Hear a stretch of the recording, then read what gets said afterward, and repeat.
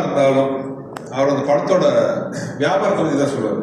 படம் இவ்வளோ கலெக்ஷனாக இருக்குது, நல்லா போயிருக்கு, ஆவரேஜாக போயிருக்க மாதிரி தான் சொல்லுவார். இல்லையா எப்பவுமே இந்த படத்தை பற்றியான விமர்சனம் ரைட் ஃப்ரம் உலகத்தில் ஆரம்பிச்சு இந்த நிமிஷம் வரைக்கும் எந்த படத்தோட விமர்சனத்தையும் சொன்னது தான். அப்படிப்பட்ட ஒரு திரையுலக ஜாம்பவான்கள் ஒருத்தர் இருக்க அவர் இந்த படத்தை பற்றி அவ்வளோ சொல்லும்போது ரொம்ப சந்தோஷமா இருந்துச்சு. அவர் என்ன சொன்னாருன்னு ரொம்ப ஓவரா சொல்லிக்கல, ஏன்னா அது பின்னாடி ஏதாச்சும் ஆச்சுன்னா நீங்க என்ன நக்கல் பண்ணுவீங்க, அதனால அது சொல்லல. பட் அதோட அவர் நிக்காம அந்த படம் ரொம்ப பிடிச்சதுனால அவர் இமீடியட்டா அவர் ப்ரொடியூசர்ஸ் மற்றும் திரையுலக பெரியவங்க எல்லாம் உட்காந்து பேசி முடிவு பண்ணி இந்த படம் ரிலீஸ் பண்றதுக்கான வழிவகை பண்ணி இன்னைக்கு பொங்கல் ரிலீஸாக உங்க முன்னாடி நாங்கள் வந்து நின்றுருக்கோம். மதகஜராஜா எனக்கு ரொம்ப ஒரு ஸ்பெஷலான படம். ஏன்னா இந்த படத்துல தான் வந்து எனக்கு வந்து என்னோட உடம்பெறாத தம்பி அப்போ ஆரம்பிச்ச அந்த நட்பு உறவு வந்து இன்னைக்கு என் குடும்பத்தில் ஒருத்தராக வந்து தொடர்ந்துட்டு இருக்கு.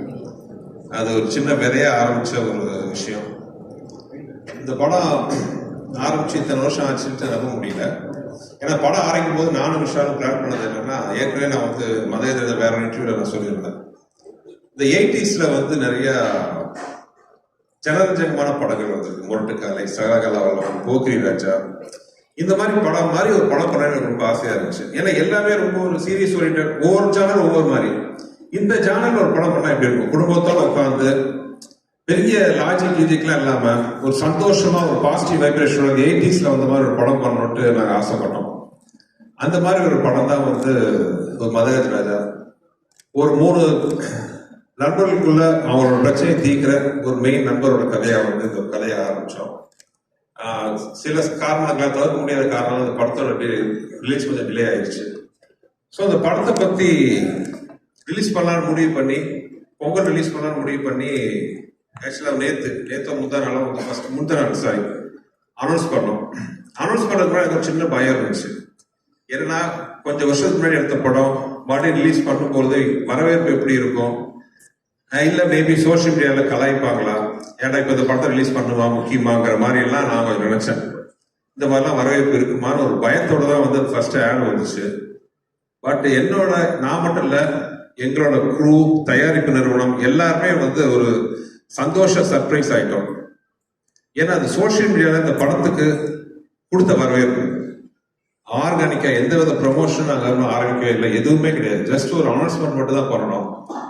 சோசியல் மீடியால அவ்வளோ ஒரு வரவேற்பு இந்த படத்துக்கு. சோசியல் மீடியா மட்டும் இல்லாம டிவி ஆகட்டும், யூடியூப், எவ்ரிவேர் அந்த படத்தை பத்தி பயங்கர பாசிட்டிவ் வைப்ரேஷன். இந்த படம் பொங்கலுக்கு வந்து நம்ம போய் பார்க்கணும். இதெல்லாம் பார்க்கும்போது எனக்கும் விஷயம்லாம் ரொம்ப நாங்கள் பேசி ரொம்ப சந்தோஷப்பட்டுக்கிட்டோம். இன்ஸ்பைட் ஆஃப் இவ்வளோ டிலே ஆனாலும் அந்த படத்து மேல இருக்கிற ஒரு எதிர்பார்ப்பு இன்னும் இருக்குன்னு நினைக்கும் போது ஒரு டைரக்டரா ரொம்ப சந்தோஷம். இந்த படத்தை வந்து வாழ்த்தி வரவேற்று ட்வீட் பண்ணின, சோசியல் மீடியால போட்ட, டிவியில பகிர்ந்து கொண்ட அனைத்து நண்பர்களுக்கும் என்னோட மனமார்ந்த நன்றி. ஏன்னா இது வந்து எங்களுக்கு பெரிய கான்ஃபிடன்ஸ் பூஸ்டா இருந்துச்சு. அது மட்டும் இல்லாம படம் வரணும், ஒரு வாரத்தில் ரிலீஸ் ஆக போகுது. படத்தை பார்த்துட்டு அதே மாதிரி ஒரு நல்ல ஒரு ஒப்பீனியன் கொடுப்பீங்கன்னு நினைக்கிறேன். ஆனா அதே நிமிஷத்துல இன்னொரு சொல்லிக்கிறேன், நாங்க யாருமே சொல்லாத விஷயத்துல சொல்லல. இது ஒரு நல்ல ஒரு என்டர்டைன்மெண்ட். பொங்கல் மாதிரி ஒரு ஃபெஸ்டிவல் காலத்துல, ஏன்னா அந்த படம் நாங்க ஆரம்பிச்ச போதே பொங்கல் ரிலீஸ் மனசு நாங்க ஆரம்பிச்சோம். அந்த பொங்கலுக்கு மிஸ் ஆனது இந்த பொங்கலுக்கு வருது. கண்டிப்பா அது வந்து ஒரு ஃபெஸ்டிவல் மூடுக்கு வந்து ரொம்ப ஒரு அருமையான படமா இருக்கும்ட்டு நான் வந்து நம்புறேன். ஆக்சுவலா ஒரு நண்பர் வந்து சோசியல் மீடியால போட்டிருந்தாரு, மதகஜராஜா லேட்டா வந்தாலும் லேட்டஸ்டா வரும்ட்டு. நானும் நம்புறேன் இது லேட்டஸ்டா இருக்கும், உங்களுக்கு எல்லாம் பிடிக்கும்ட்டு.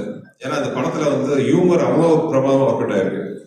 இன்னொரு இந்த படத்துல ஒரு சென்டிமெண்ட் அட்டாச்மெண்ட் என்னன்னா, என்னோட குருநாதர் மணிவண்ணன் சார் கடைசியா நடிச்ச படம் அது. இப்போ வந்து அவர்லாம் நம்ம நடுவில் இல்லைன்னு எனக்கு நம்பவே முடியல. நான் இன்னும் வந்து அவர் என்ன ஆசீர்வாதம் பண்ணிட்டு இருப்பாருன்னு நினைக்கிறேன். அதே மாதிரி வந்து எனக்கு வந்து ரொம்ப மரியாதைக்குரிய டைரக்டர் திரு மனோபாலா அவர்கள். மனோபாலா சாரோட இந்த படம் நான் ஒர்க் பண்ண ரொம்ப இந்த படத்தை எதிர்பார்த்தாரு. ஏன்னா அந்த படத்துல வந்து ஒரு 15-20 நிமிஷம் விஷால், சந்தானம், மனோபாலா சார் வச்ச ஒரு எபிசோடு வரும். நான் ஏற்கனவே சொல்லியிருக்கேன், நான் நிறைய காமெடி எல்லாம் பண்ணியிருக்கேன். ஆனா நான் பண்ண காமெடியிலேயே வந்து எனக்கு ரொம்ப ஃபேவரட் எதுன்னு கேட்டீங்கன்னா அந்த ஒரு 20 நிமிஷம் எபிசோடு. எல்லாருமே வந்து மனசு விட்டு சிரிக்கக்கூடிய, ரசிக்கக்கூடிய மாதிரி அது ஒரு இன்ட்ரெஸ்டிங்கான ஒரு எபிசோடு வரும் இந்த படத்துல. ஒவ்வொருத்தரையும் மனோபாலா சார் வந்து கேட்பாரு, எப்படா அந்த படம் ரிலீஸ் ஆகுது, அந்த படம் ரிலீஸ் ஆச்சுன்னா என் ரேஞ்சே வேற அப்படின்னு சொல்லிட்டு இருப்பாரு. அன்பார்ச்சுனேட்லி அவர் இல்லை. ஆனா அவர் நினைவுகளை வந்து இந்த படம் இனிமையா சுமந்துட்டு வர நம்பிக்கை எனக்கு இருக்கு. இந்த படத்துல